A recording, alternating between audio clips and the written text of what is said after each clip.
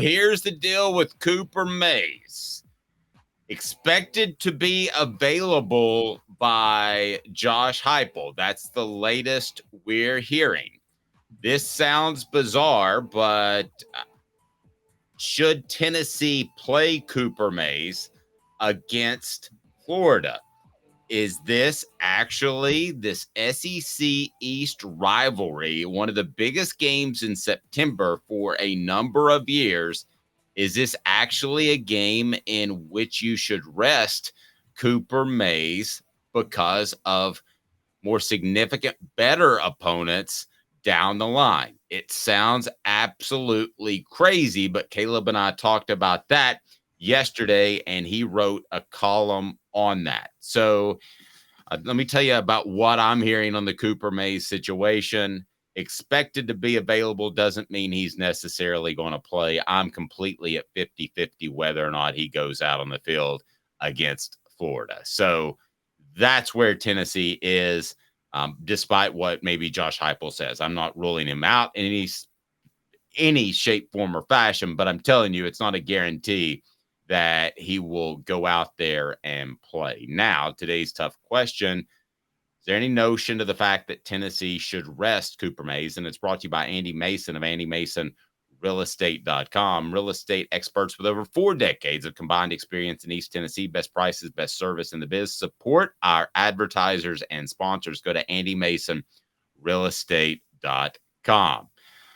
Cooper Mays, should you rest one of your best players in the Florida game?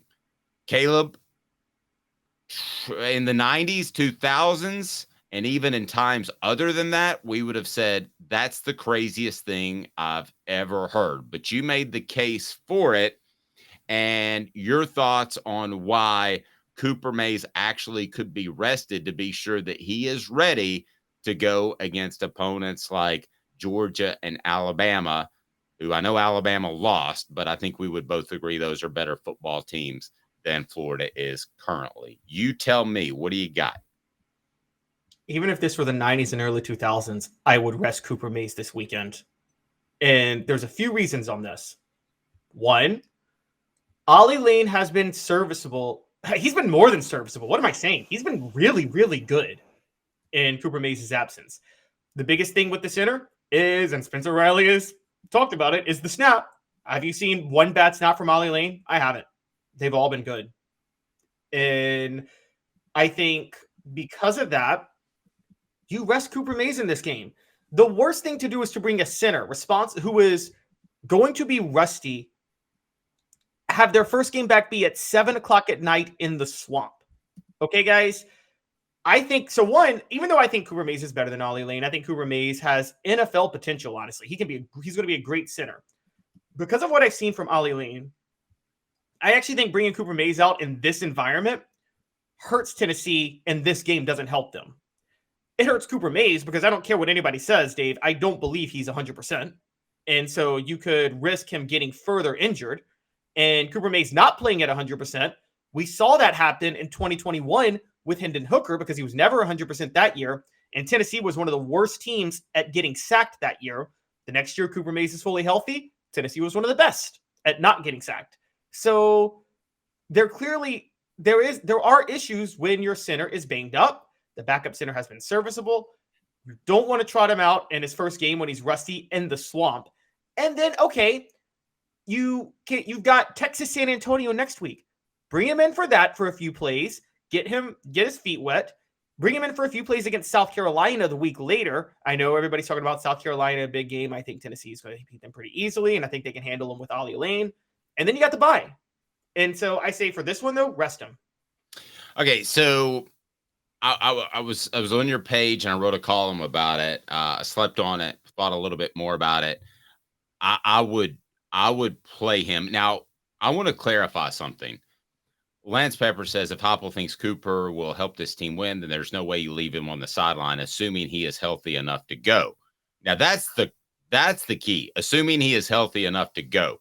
That is the question that everybody has to ask themselves, and Cooper Mays has to ask themselves. He does have to think somewhat about his NFL future. I know he's all through and through, but he does have to think about that. And I haven't shared any insight, and I've specifically avoided some of the insight because of Cooper Mays and the fact that he works with us on a regular basis. So, but I'll tell you this, you're not 100% healthy going into a game if there's still a decision to be made on Wednesday and Thursday. That's a fact. I mean, I'm not giving you any inside information that I've gleaned from Cooper. If you're still questionable heading into Wednesday and Thursday, you're not 100%, and he's not. Here's the other thing to remember. Florida and Travis says that we're being dark. No, not at all. I think Tennessee's that much better. 1-85 with all. Travis is talking about our outfits. Oh, yeah. Sorry about our outfits. I didn't mean to wear black. But no, I believe firmly that Tennessee is that much better where they could do without him, where they could be, and they're going to be without a Keenan Peely, where their roster is that much better that they can lose 2 key players. And I can't believe I'm saying this, and they could not be involved in the game and go out there and win, and maybe win comfortably, Caleb. Now, let me play devil's advocate to some extent now that I've had a chance to sleep on it. Boy, I wonder, and this was referenced on the message board, I do wonder how much you're more comfortable with Cooper Mays in there if you're Joe Milton as opposed to Ollie Lane. I think there's something to be said for that. I do think you have to factor in the opponents, Caleb. Virginia's not very good. Austin Peay's not very good. So you said Ollie Lane has played well, and yes, he has. But has he played well because of the opponent or because he's Ollie Lane? As the interior of the offensive line with Andre Courig in there at left guard in place of Lane, who slides to center, have they played well because of the opponent, or Courig's pretty good and Lane's pretty good? I don't think we 100% know, but I can tell you that Austin Peay and Virginia are really bad. And you obviously do not want to lose this Florida game because suddenly you're looking up in the SEC East standings. You're not going to make it to Atlanta if you lose another SEC game. So it is still incredibly important, obviously. So I think the debate could be had, but if he's 70% no, 80% no, 90% no. Want him to be 100% to get him out there and make sure Cooper's had injury issues in the past, and a nagging ankle injury really hurt him in 2021. You don't want that to be the case with this. I haven't specified the injury, but I think this is more the type of injury, without giving anything away, that I think if you were to re-injure it, you would be out for an extended period of time. Again, it's not like just tape up an ankle. So if he's 90%, I'm saying don't play him. If he's 100%, play him. But if he's anywhere short of that, I wouldn't play him, Go. So then you're on my side because we both agree that he's not 100% in this game. And so I don't play him. And I'm with you about the roster difference despite what happened last week. Just for a little bit of history for you guys, this is the first time Tennessee's playing Florida when Tennessee is ranked and Florida's not since 1971, which was a game in the Swamp that Tennessee won 20-13 with behind a great blocker by the name of Philip Fulmer at the time. And he's going back, kids. He does this. Going back, yeah. That was also when Tennessee beat Florida in the Swamp in 2001. That was their first win in the Swamp since that 1971 game. So Tennessee is undefeated. Tennessee is 5-0 all time against Florida when they're ranked and Florida's not. After watching Florida against Utah, look, it was first game, but Dave, you tell me, and this is where we can maybe get a little clearer picture of this.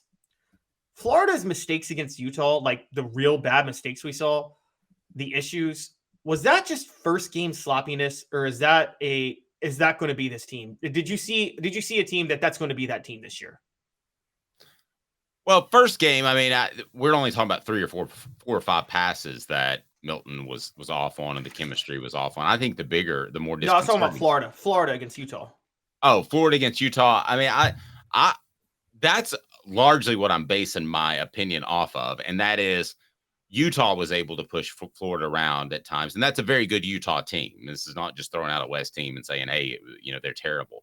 That's a very good Utah team, but they push Florida around at times. And if they're able to do that, Tennessee, not really push them around because they're a vertical type of defense, but they should be able to push them around on offense, and defensively, they should be able to flip the field on a turnover or two, I think. I think Florida's very beatable, and I think they're beatable without Cooper Mays. So you have to factor that in, and that's something that we haven't said, regardless of whether you should or shouldn't play him. That's not even been a discussion to say you might rest one of your best players. That's a testament to Josh Heupel. It is, and it's funny. We're talking about a Josh Heupel team, and I think Tennessee's game plan for this game should be like Fulmer's game plan in 1998 against Florida. It's so crazy to say, but it should be. Totally agree. Totally agree. Yeah, play very conservative and trust your defense to shut Florida's offense down, because I don't think Florida can score. And so I can't believe I'm saying that out loud about a Heupel offense, but I think that's I know. I think it's a different football team. Lance says Utah had 5 sacks against Florida. Defensive line is supposed to be our strength. Defensive front. Does UT have a much better defensive line compared to Utah? Yes, I think so, but man, we've seen two really lackluster opponents. Can I tell you at midnight on Saturday for sure? Yes, sure. You can. And somebody's got to change their shirt during the break. Travis is right. We're both wearing black. It does seem weird. I'm wearing navy, guys. I'm wearing navy. Okay. Well, I'm slightly colorblind, so maybe everything looks black.